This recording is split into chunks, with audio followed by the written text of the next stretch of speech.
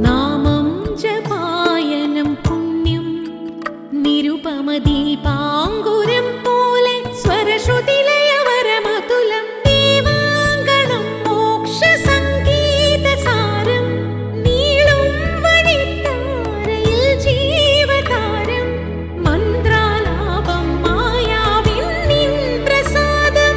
ദീപം ദീപം ദീപം ഇരുൾ നീങ്ങിയുണരുന്ന തെളിനാളദീപം. നമസ്കാരം, സന്ധ്യാദീപത്തിലേക്ക് സ്വാഗതം. സന്ധ്യാദീപം. ഇന്നത്തെ സന്ധ്യാദീപത്തിൽ ആദ്യം ആലീസ് ഉണ്ണികൃഷ്ണൻ അവതരിപ്പിക്കുന്ന രാമായണ പാരായണം. ശ്രീരാമ രാമ രാമ ശ്രീരാമചന്ദ്ര ജയ ശ്രീരാമ രാമ രാമ ശ്രീരാമഭദ്ര ജയ ശ്രീരാമ രാമ രാമ സീതാഭിരാമ രാമ ശ്രീരാമ രാമ രാമ ലോകാഭിരാമ ജയ. രാക്ഷസ സൈന്യം വരുന്നത് കണ്ടിട്ട് ഹനുമാൻ പർവ്വതങ്ങൾ കുലുങ്ങുമാറ് അലറി വിളിച്ചു. ഇരുമ്പുലക്ക കൊണ്ട് രാക്ഷസന്മാരെ അടിച്ച് തകർത്തു. രാവണൻ അയച്ച സൈന്യാധിപന്മാരെ കൊന്നു. അതോടൊപ്പം രാവണൻ്റെ പുത്രനായ അക്ഷകുമാരനെയും വകവരുത്തി. അനുജൻ മരിച്ചതറിഞ്ഞ് ഇന്ദ്രജിത്ത് യുദ്ധത്തിനായി പുറപ്പെട്ടു. ഹനുമാന്റെ അടുത്ത് വന്ന് ബാണങ്ങൾ തുരുതുരാ വർഷിച്ചു. കോപിച്ച ഹനുമാൻ തൂണ് പിഴുതെടുത്ത് ഇന്ദ്രജിത്തിൻ്റെ തേരും തേരാളിയെയും കുതിരകളെയും അടിച്ചു തകർത്തു. ഇന്ദ്രജിത്ത് ബ്രഹ്മാസ്ത്രം പ്രയോഗിച്ചു. അപ്പം അതിനെ ബഹുമാനിച്ചുകൊണ്ട് ഹനുമാൻ ഭൂമിയിൽ വീണതുപോലെ കിടന്നു. ഇന്ദ്രജിത്ത് ഹനുമാനെ രാവണൻ്റെ കൊട്ടാരത്തിൽ കൊണ്ടുവന്ന് നിർത്തി. നീ ആരാണ്, എന്തിനാണ് ഇവിടെ വന്നത് എന്നൊക്കെ രാവണൻ ഹനുമാനോട് ചോദിച്ചു. ഹനുമാൻ രാവണനോട് പറയുകയാണ്, നീ രാക്ഷസ ബുദ്ധിയെ കളയണം, ദൈവമാർഗത്തെ സ്വീകരിക്കണം, തത്വജ്ഞാനം കൊണ്ട് കാമക്രോധ മോഹങ്ങളെ കളയൂ, ശരീരമാണ് ആത്മാവ് എന്ന ചിന്ത കളഞ്ഞാലും ആത്മാവ് പരബ്രഹ്മം തന്നെയാണ്. ഇത് തിരിച്ചറിയാൻ നീ ഹരിനാമം ഉരുവിടൂ, ശുദ്ധനാകൂ. പരധന കളത്ര മോഹേന നിത്യം വൃത പാപമാർജിച്ചു കീഴ്പോട്ടു വീണീടൊല നളിനദള നയന മഖിലേശ്വരം മാധവം നാരായണം ശരണാഗത വത്സലം പരമപുരുഷം പരമാത്മനം അദ്വയം ഭക്തവിശ്വാസേന സേവിക്ക സന്തതം ചരണമിക ചരണകമലേ പതിച്ചിടടോ ശത്രുഭാവത്തെ ത്യജിച്ചു സന്തുഷ്ടനായി കലുഷം അനവധി ചടുതി ചെയ്തിതെന്നാകിലോ കാരുണ്യമീ വണ്ണമില്ല മറ്റാർക്കുമേ രഘുപതിയെ മനസ്സി കരുതുകിലവനു ഭൂതലേ രണ്ടാമതുണ്ടാകയില്ല ജന്മം സഖേ സനകമുഖമുനികൾ വചനങ്ങളിതോർക്കടോ സത്യം മയോക്തം വിരിഞ്ചാതി സമ്മതോ അമൃത സമവചനമിതി പവനതനയോദിതം അത്യന്തരോഷേണ കേട്ടു ദശാനനൻ. രാവണ, അപരൻ്റെ ധനത്തെയും ഭാര്യയെയും മോഹിക്കരുത്. രാമമന്ത്രം ഉരുവിടൂ. കോടിസൂര്യ സമപ്രഭനായ രാമനെ സ്മരിക്കുക. അദ്ദേഹം എല്ലാം ക്ഷമിച്ചു തരും. ഇത് സനകമുനിയുടെ വാക്കുകളാണ് ഞാൻ പറഞ്ഞത്. ഈ വാക്കുകൾ കേട്ടപ്പോൾ രാവണൻ ക്രൂദ്ധനായിട്ട്, ഈ ധിക്കാരി ആരാണ് ശ്രീരാമൻ, എല്ലാവരെയും ഞാൻ കൊന്നൊടുക്കും, ഇവനെ കൊല്ലാൻ ഇവിടെ ആരുമില്ലേ എന്ന് രാവണൻ ചോദിച്ചപ്പോൾ വിഭീഷണൻ മന്ദമായിട്ട് പറയുകയാണ്, ദൂതന്മാരെ കൊല്ലുന്നത് രാജാക്കന്മാർക്ക് പറ്റിയതല്ല. ഇവിടെ ഇവനെ കൊന്നാൽ ആ വിവരം എങ്ങനെയാണ് രാമൻ അറിയുന്നത്? പകരം ഒരടയാളമായിട്ട് ഇവനെ അങ്ങോട്ട് അയക്കുന്നതല്ലേ ശരി. രാവണാനുജൻ്റെ വാക്കുകൾ കേട്ട് അങ്ങനെ തന്നെ എന്ന് സദസ്സ് അംഗീകരിച്ചു. വിഭീഷണൻ്റെ വാക്കുകൾ കേട്ട് രാവണൻ പറയുകയാണ്, വാനരന്മാർക്ക് മുഖത്തോ കൈകളിലോ അല്ല ശൗര്യം, അവരുടെ വാലിലാണ്. അതുകൊണ്ട് വാലിൽ തുണി ചുറ്റി തീ കൊളുത്തി രാത്രി വന്ന കള്ളനാണെന്ന് പറഞ്ഞ് എല്ലാവരും കേൾക്കുമാറ് ഇവനെ വാദ്യഘോഷങ്ങളോടെ നഗരം മുഴുവൻ നടത്തണം. തേജസ്സില്ലാത്തവനും കുലമഹിമയില്ലാത്തവനുമാണെന്ന് പറഞ്ഞ് വാനരക്കൂട്ടത്തിൽ നിന്ന് ഇവനെ പുറന്തള്ളും. അങ്ങനെ എണ്ണ, നെയ്യ് എന്നിവ മുക്കിയ തുണി തെരുതെരെ ഹനുമാന്റെ വാലിൽ ചുറ്റി. ചുറ്റുന്ന സമയമെല്ലാം ഹനുമാൻ അനങ്ങാതെ നിന്നു.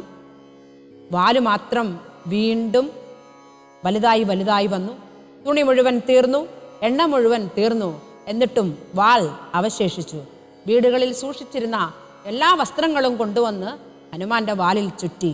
നഗരവാസികൾ വിളിച്ചു പറഞ്ഞു, അയ്യോ, ഇവൻ ദിവ്യനാണ്, ഇതൊരു വിനാശത്തിനാണ് എന്ന് പറഞ്ഞിട്ട് പെട്ടെന്ന് തീ കൊളുത്തണമെന്ന് കുറച്ചു പേർ പറഞ്ഞു. വേണ്ട, ഇവനെ കള്ളനെന്ന് വിളിച്ച് തെരുവിലൂടെ നടത്തിയാൽ മതി എന്ന് മറ്റു ചിലർ വിളിച്ചു പറഞ്ഞു. പക്ഷേ പെട്ടെന്ന് തന്നെ വാലിന് തീ കൊടുത്തു. പുനരവരും അത് പൊഴുതു തീ കൊളുത്തേടിനാർ. പുച്ഛാഗ്രദേശേ പുരന്തരാരാധികൾ ബലസഹിതമബലമിവ ബരഞ്ചു ഖണ്ഡം കൊണ്ട് ബദ്ധ്വാദൃഢതരം ധൃത്വാ കപിവരം കിതാവമതികളും ഇതൊരു കള്ളനെന്നിങ്ങനെ കൃത്വാരവമരം ഗത്വാ പുരവരം. പറകളെയും ഉടനുടഞ്ഞറഞ്ഞറഞ്ഞങ്ങനെ പശ്ചിമദ്വാരദേശേ ചെന്നനന്തരം പവനജനും അതികൃശ ശരീരനായിടിനാൻ. പാശവും അപ്പോൾ ശിഥിലമായി വന്നിതു. ബലമോടവൻ അതിചപലം അജല നിഭഗാത്രനായി. ബന്ധവും വേർപെട്ടു മേൽപോട്ടു പൊങ്ങിനാൻ. ചരമഗിരി ഗോപുരാഗ്രേ വായുവേഗേന ചാടിനാൻ. വാഹകന്മാരെയോ കൊന്നവൻ.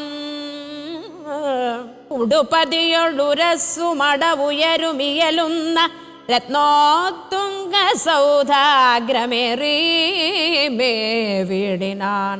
ഉദവസിത നികരമുടനുടനു പരിവേഗമോടുൽപ്ലുത്യ പിണ്ടയും ഉൽപ്ലുത്യ സത്വരം.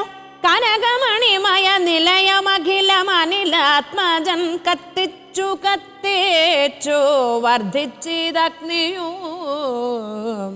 പ്രകൃതി ചപലതയൊടവന ചലമോരോ മണിപ്രാസാദ ജാലങ്ങൾ ചുട്ടു തുടങ്ങിനാൻ.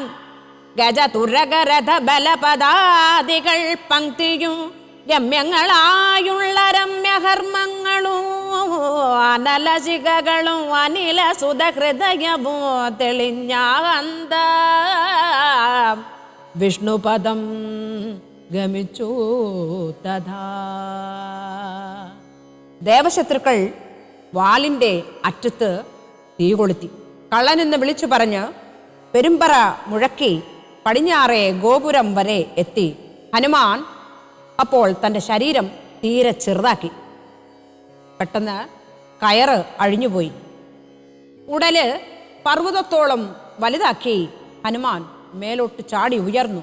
എടുത്തു നടന്നവരെ കൊണ്ട് വായുവേഗത്തിൽ ഗോപുരത്തിന് മുകളിൽ ചാടിക്കയറി ചന്ദ്രബിംബത്തെ തൊട്ടിരിക്കുന്നത് പോലെ ഇരുന്നു.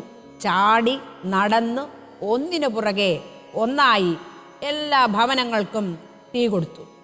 തീ ആളിക്കത്തി. കുതിരലായങ്ങൾ, സൈനിക താവളങ്ങൾ, ആയുധപ്പുരകളെല്ലാം ചാമ്പലായി. അഗ്നിക്കൊപ്പം ഹനുമാന്റെ മനസ്സ് വിഷ്ണുപദം പൂകി.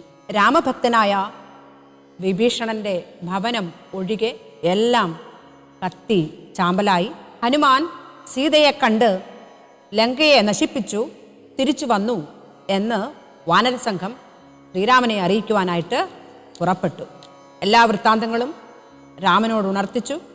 രാമൻ വളരെ അധികം സന്തോഷിച്ചു.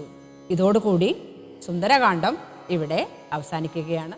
ശ്രീരാമചന്ദ്ര കൃപാലു ഭജമന കരണഭാവഭയദാരുണം നവകഞ്ചലോചന കഞ്ചമുഖകര കഞ്ചപാദ കഞ്ചാരുണം. ശ്രീരാം ശ്രീരാം. മാർക്കണ്ഡേയന്റെ കഥ കേട്ടിട്ടുണ്ടാകുമല്ലോ നിങ്ങൾ. 16-ാം വയസ്സിൽ മൃത്യുവിന് അടിമപ്പെടാൻ വിധിക്കപ്പെട്ട കുട്ടി. എന്നാൽ അവന്റെ അചഞ്ചലമായ ശിവഭക്തിക്കു മുൻപിൽ മരണം വഴിമാറി. അർപ്പണബോധത്തോടെയുള്ള ഭക്തിക്ക് നേരിടാൻ കഴിയാത്തതായി ഒന്നുമില്ല. കാണാം വാത്മീകം.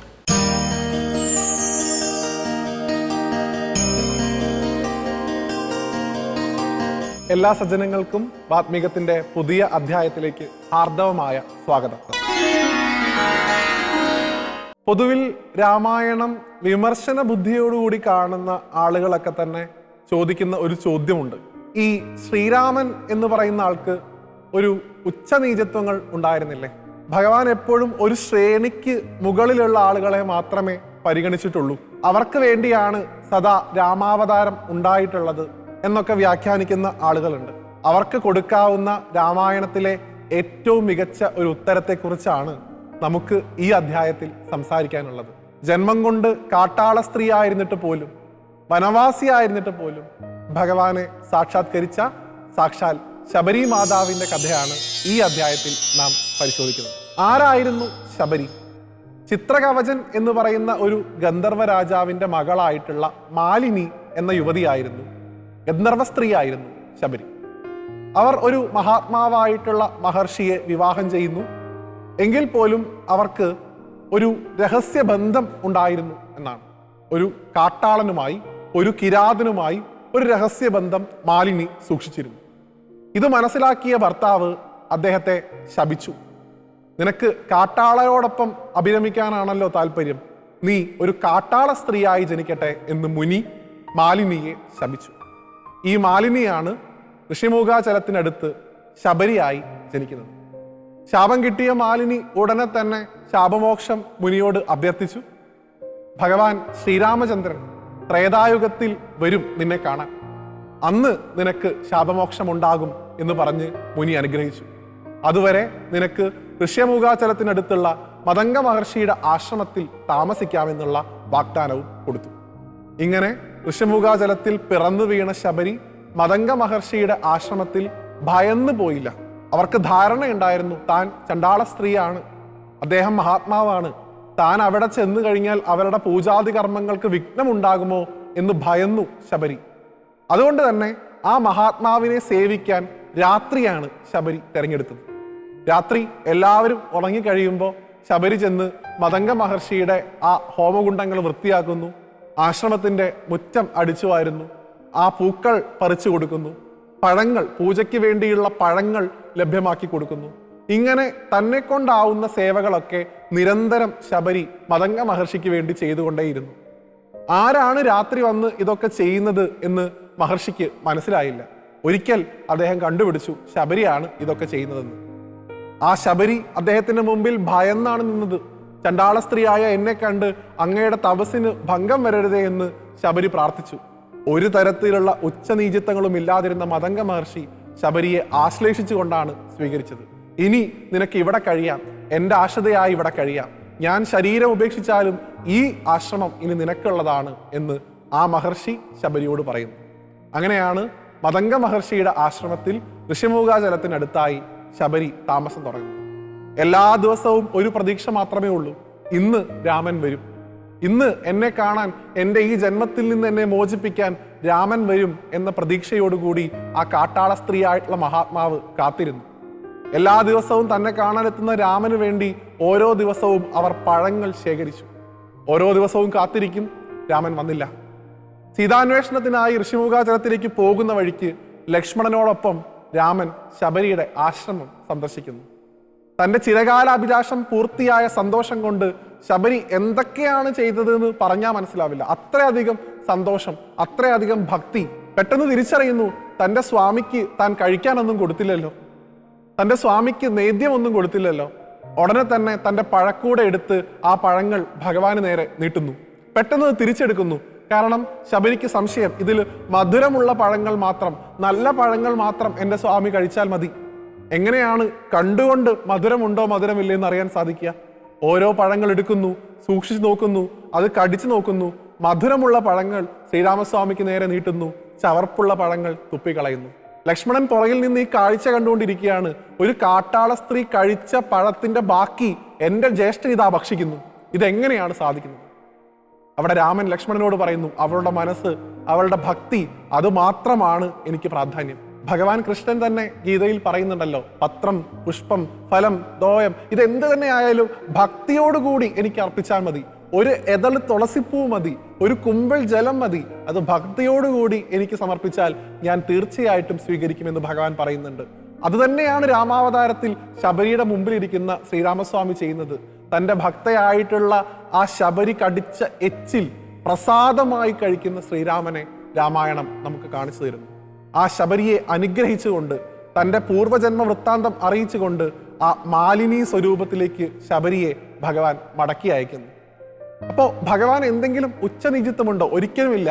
ഭഗവാൻ ആകെ ഒരു ഉച്ചനീചിത്വമേ ഉള്ളൂ, ഭക്തിയുള്ളവർ, ഭക്തിയില്ലാത്തവർ. അവരെ പോലും ഭഗവാൻ ചേർത്ത് പിടിക്കുന്നുണ്ട്, ഒരു തരത്തിൽ അല്ലെങ്കിൽ മറ്റൊരു തരത്തിൽ, ഭക്തിയില്ലാത്തവരെ പോലും. ഒരു രസകരമായിട്ടുള്ള വസ്തുത കൂടി അവതരിപ്പിച്ചുകൊണ്ട് അവസാനിപ്പിക്കാം. ശബരി മാതാവ് തപസ് ചെയ്ത ആ സ്ഥലം, ശ്രീരാമനെ കാത്തിരുന്ന ആ സ്ഥലമാണ് ശബരിമല എന്ന് നമ്മൾ വിശ്വസിക്കുന്നു. ആ ശബരിമലയിൽ ഭഗവാൻ ശ്രീ ധർമ്മശാസ്താവാണ് സാന്നിധ്യം ചെയ്യുന്നത്. അയ്യപ്പസ്വാമി ആയിട്ടുള്ള ശ്രീധർമ്മശാസ്താവ് തൻ്റെ വാസസ്ഥാനമായി തെരഞ്ഞെടുത്തത് കാട്ടാള സ്ത്രീ തപസിരുന്ന മലയാണ് എന്ന് നാം പ്രത്യേകം ഓർക്കേണ്ടതായിട്ടുണ്ട്. 2, എന്തുകൊണ്ട് ഭഗവാൻ ധർമ്മശാസ്താവ് ആ ശബരിയുടെ ആശ്രമം തന്നെ തൻ്റെ വാസസ്ഥാനമായി തെരഞ്ഞെടുത്തു? നേരത്തെ നമ്മൾ സൂചിപ്പിച്ചിരുന്നു, രാമോ വിഗ്രഹവാൻ ധർമ്മ, ധർമ്മത്തിന്റെ പ്രതിപുരുഷനായിട്ടുള്ള രാമൻ സഞ്ചരിച്ച വഴിയാണ് എൻ്റെ വാസസ്ഥാനമായി ഭവിക്കേണ്ടത് എന്ന് ധർമ്മശാസ്താവ് തീരുമാനിച്ചിരുന്നു. അപ്പോൾ ഉച്ചനീചിത്വങ്ങളില്ലാതെ എല്ലാവരെയും ഒരേ കണ്ണുകൊണ്ട് കണ്ട് എല്ലാവരിലും ഇരിക്കുന്നത് എൻ്റെ ചൈതന്യമാണ് എന്ന് തിരിച്ചറിയുന്ന സന്ദേശമാണ് ശബരി മാതാവിൻ്റെ കഥയിലൂടെ നാം മനസ്സിലാക്കേണ്ടത്. ആ ശബരി മാതാവിൻ്റെ പാദസ്പർശമേറ്റ പുണ്യഭൂമി കേരളത്തിലാണ് എന്ന് നമുക്ക് അഭിമാനിക്കാം. ആ അഭിമാനത്തോടു കൂടി ഈ അധ്യായം നാം അവസാനിപ്പിക്കുന്നു.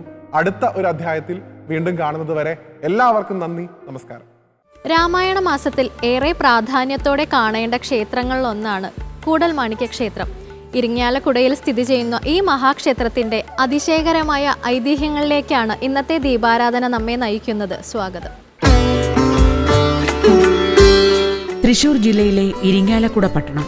ഇവിടെ കേരളത്തിലെ മഹാക്ഷേത്രങ്ങളിലൊന്നായ കൂടൽമാണിക്യം ക്ഷേത്രം സ്ഥിതി ചെയ്യുന്നു. തൃപ്രയാർ, കൂടൽമാണിക്യം, മൂഴിക്കുളം, പായമ്മൽ എന്നിവ രാമായണവുമായി ബന്ധപ്പെട്ട 4 അമ്പലങ്ങൾ എന്നറിയപ്പെടുന്നു. ക്ഷേത്രത്തിൽ ഭരതസങ്കല്പത്തിലാണ് പ്രതിഷ്ഠ.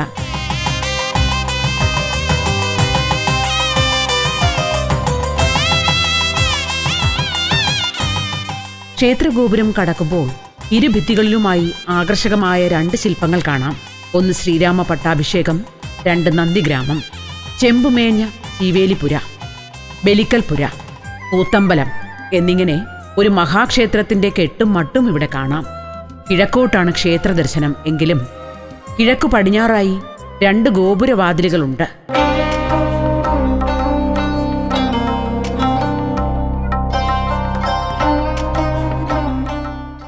40 ദിവസത്തോളം കൂത്തു നടത്തിയിരുന്ന കൂത്തമ്പലമാണ് ഇവിടത്തേത്. കുട്ടഞ്ചേരി, ഇരവിച്ചാക്യാർ അടക്കമുള്ള പ്രമുഖന്മാർ ഇവിടെ കൂത്തു നടത്തിയിരുന്നു.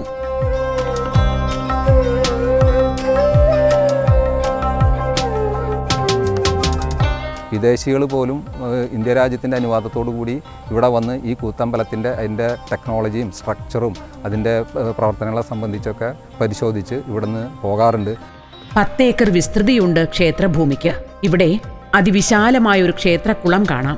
യാഗശാലയായിരുന്ന സ്ഥലത്ത് സ്വയം ആവിർഭവിച്ചതാണ് ഇവിടുത്തെ കുളം എന്നാണ് ഐതിഹ്യം. ക്ഷേത്ര ആവശ്യങ്ങൾക്കുള്ള ജലം എടുക്കുന്നത് ഇതിൽ നിന്നാണ്. പണ്ട് കുലീപനി മഹർഷി തപസ് ചെയ്തിരുന്നു എന്ന് വിശ്വാസമാണ് ഈ കുളത്തിന് കുലീപനി തീർത്ഥം എന്ന പേര് കിട്ടാൻ കാരണം. ഈ കുളത്തിലെ മത്സ്യങ്ങളെല്ലാം ഓരോ ദേവന്മാരാണ് എന്ന വിശ്വാസത്തിലാണ് ഇവിടെ മീനൂട്ടൽ ചടങ്ങ് നടത്തുന്നത്. 2 നിലകളുള്ള വട്ടശ്രീകോവിലാണ് ഇവിടെയുള്ളത്. അതിൽ രാമമന്ത്രം ജപിച്ച് തപസ്സനുഷ്ഠിക്കുന്ന ഭരതന്റെ ശിലാവിഗ്രഹത്തിന് 6 അടി ഉയരമുണ്ട്. വലത് കൈകളിൽ ഒന്നിൽ വില്ലും മറ്റൊന്നിൽ അഭയമുദ്രയും, ഇടത് കൈകളിൽ യഥാക്രമം ശംഖും ചക്രം എന്നിവയും കഴുത്തിൽ താമരമാലയും അണിഞ്ഞ വിഗ്രഹമാണ് ഭരതന്റേത്. കുലീപനി യാഗശേഷം യജ്ഞാദേവ പ്രതിഷ്ഠയോടുകൂടിയ അമ്പലം ഇവിടെ ഉണ്ടായി എന്നും പിന്നീട് ശൈവ വൈഷ്ണവ തർക്കങ്ങളെ തുടർന്ന് ക്ഷേത്രം പുനരുദ്ധരിച്ചു എന്നും ഇക്കാലത്ത് മത്സ്യബന്ധനത്തിന് പോയ തൊഴിലാളികൾക്ക് 4 വിഗ്രഹങ്ങൾ കിട്ടിയെന്നും അതിൽ ഭരതന്റേത് ഇവിടെ പ്രതിഷ്ഠിച്ചു എന്നുമാണ് ഐതിഹ്യം. തൃപ്രയാർ ആറാട്ടിന് ഇവിടത്തെ പൂജ നേരത്തെ അവസാനിപ്പിക്കുമെന്നും പറയപ്പെടുന്നു.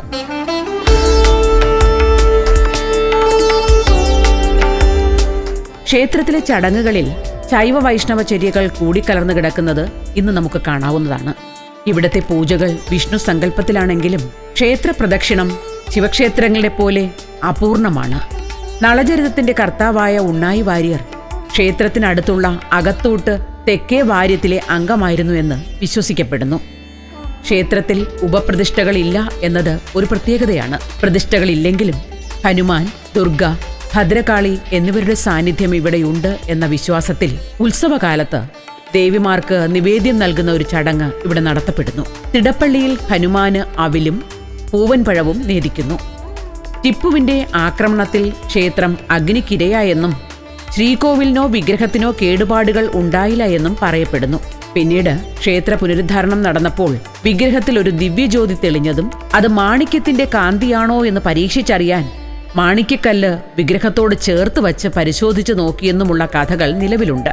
കായംകുളം രാജാവിൽ നിന്ന് വാങ്ങിയ മാണിക്യം വിഗ്രഹത്തോട് ചേർത്ത് വച്ചപ്പോൾ അത് ലയിച്ച് വിഗ്രഹത്തോട് കൂടിച്ചേർന്നതുകൊണ്ടാണ് കൂടൽ മാണിക്യം എന്ന പേര് വന്നത് എന്നൊരു വിശ്വാസവും നിലവിലുണ്ട്. പ്രധാന വഴിപാട് താമരമാലയാണ്. അത് കാര്യസാധ്യത്തിനുള്ളതാണ്. അതുപോലെ മഴ പെയ്യാതിരിക്കാനും അതിന് വിപരീതമായി മഴ പെയ്യാനും വേണ്ടിയിട്ടും വഴിപാടായിട്ട് ചെയ്യുന്നതാണ് താമരമാല. അതുപോലെ തന്നെ വളരെ പ്രധാനപ്പെട്ട ഒരു വഴിപാടാണ് വഴുതനങ്ങ നിവേദ്യം. അത് വേറെ ഒരു ക്ഷേത്രത്തിലും ഇല്ലാത്ത ഏറ്റവും പ്രധാനപ്പെട്ട ഒരു നിവേദ്യമാണ് വഴുതനങ്ങ നിവേദ്യം എന്ന് പറയുന്നത്. വില്ലുമംഗലത്ത് സ്വാമിയാർ വിവിധ ക്ഷേത്രങ്ങൾ സന്ദർശിക്കുന്നതിനിടയിൽ കൂടൽമാണിക്യ ക്ഷേത്രത്തിലും വന്നിരുന്നു. അപ്പോൾ വിവിധ ക്ഷേത്രങ്ങളുടെ ശക്തി ആവാഹിച്ച ഒരു ശംഖ് അദ്ദേഹത്തിന്റെ കയ്യിലുണ്ടായിരുന്നു. ക്ഷേത്രത്തിന്റെ മുഖമണ്ഡപത്തിൽ വച്ച് ശംഖ് താഴെ വീണുടഞ്ഞ് സകല ക്ഷേത്രത്തിലെയും ശക്തി ഇവിടത്തെ ശക്തിയോട് കൂടിച്ചേരുകയും ചെയ്തു എന്നൊരു ഐതിഹ്യവും നിലവിലുണ്ട്. ഈ വിശ്വാസമാണ് ഇവിടത്തെ മൂർത്തിക്ക് സംഗമേശ്വരൻ എന്ന പേരുകൂടി നേടിക്കൊടുത്തത് എന്നൊരു അഭിപ്രായമുണ്ട്. എന്നാൽ സംഗമേശ്വരൻ ശിവന്റെ നാമമാണെന്നും മൂർത്തിയുടെ ശൈവ ചൈതന്യമാണ് ഇതിന് പിന്നിലെന്നും വിശ്വസിക്കുന്നവരുമുണ്ട്.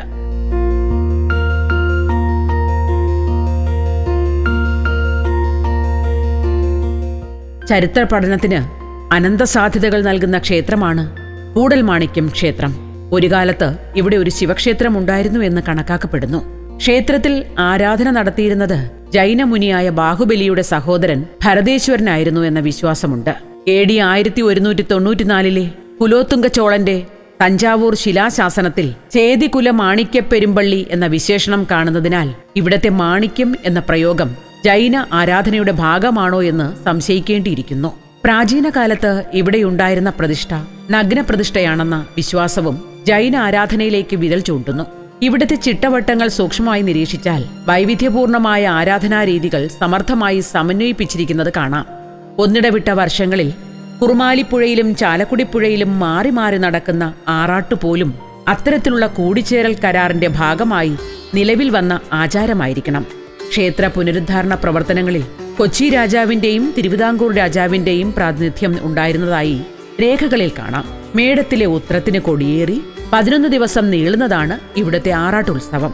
അഷ്ടമിരോഹിണിയും തുലാത്തിലെ തൃപ്പുത്തരിയുമാണ് മറ്റാഘോഷങ്ങൾ.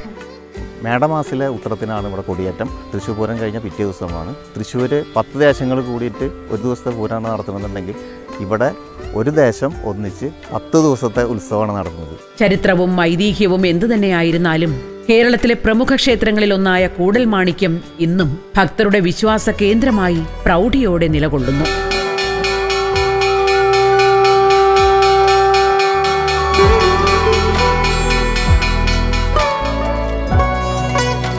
ജലകണിക പോലെ ക്ഷണികമായ ജീവിതത്തെ താങ്ങി താലോലിക്കാൻ ഭക്തിയാൽ ഉറപ്പുള്ള തണ്ടും സൗഹൃദത്തിന്റെ പരപ്പുമുള്ള ഒരു താമര ഇല കരുതി വെക്കാൻ മറക്കാതിരിക്കുക. നല്ലത് നേർന്നുകൊണ്ട് ഇന്നത്തെ സന്ധ്യാദീപം ഇവിടെ അവസാനിക്കുന്നു. ഏവർക്കും വന്ദനം.